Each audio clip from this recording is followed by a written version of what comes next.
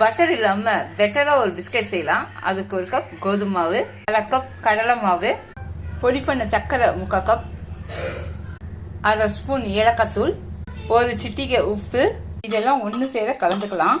நெய் சேர்த்து சப்பாத்தி மாவு பதத்துக்கு பிசைஞ்சு எடுத்துக்கலாம். நல்லா பிசைஞ்சிக்கலாம். இப்போ இந்த பதத்துக்கு பிசைஞ்சு எடுத்துக்கணும். சின்ன சின்ன உருண்டைகளாக எடுத்து இப்போ இது மாதிரி ஷேப் கொடுத்துக்கலாம். இதில் ஒரு டிசைன் கொடுத்துக்கலாம்.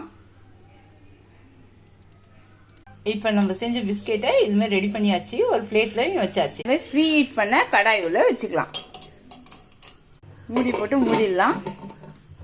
இப்போ 5 நிமிஷம் கழிச்சு இந்த பிஸ்கெட்டை எடுத்துடலாம்.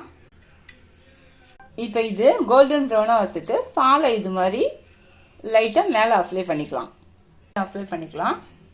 அப்போதான் நமக்கு மேலே கோல்டன் ப்ரௌனாக நல்லா கிறிஸ்பியாக இருக்கும். பிஸ்தா பொடி பண்ணதையும் சேர்த்து இதை மேலே வச்சுக்கலாம். கூடவே இந்த முழு சர்க்கரையும் மேலே வச்சுக்கலாம். இப்போ முழு சர்க்கரையும் இது மேலே வச்சாச்சு. இப்போ மறுபடியும் கடாய் உள்ள வச்சிடலாம். மூடி போட்டு மூடிடலாம். இப்போவும் அடுப்பு மிதமான தீயில தான் இருக்கணும். மறுபடியும் ஒரு 5 நிமிஷம் இருந்தோடனே நம்ம கிறிஸ்பியான பிஸ்கெட் சூப்பராக ரெடி ஆகிடும். வெயிட் பண்ணலாம் 5 நிமிஷம். நம்ம பிஸ்கெட் பாருங்க ரொம்ப சூப்பராக கோல்டன் ப்ரௌன் வந்துடுச்சு. இப்போ இதை எடுத்துடலாம்.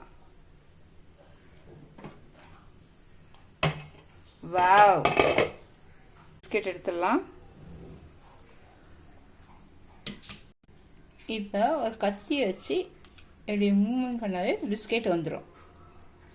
வேறு பிளேட்டில் எடுத்துக்கலாம்.